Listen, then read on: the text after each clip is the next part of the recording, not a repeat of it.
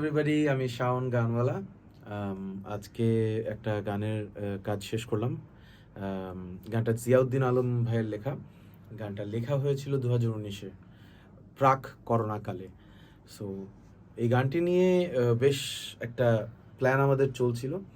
But unfortunately corona চলে আসাতে, যেহেতু ২০২০-২১ সম্পূর্ণটাই আসলে অন্যরকম একটা পরিস্থিতি ছিল, এই গানটি নিয়ে আর মুভ করা হয়নি।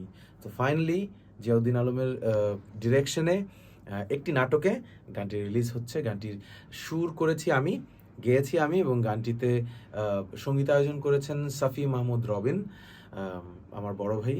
সো তিনি প্রচণ্ড রকম আবেগ নিয়ে আসলে গানটি তৈরি করেছেন। গানটিতে অনেক মেলোডি আছে এবং গানটি সম্পূর্ণ লাইভ টেকে করা। সো আশা করি সবার কাছে ভালো লাগবে। সবাই ভালো থাকবেন। ঈদ মুবারক। আসসালামু আলাইকুম। গানটার টাইটেল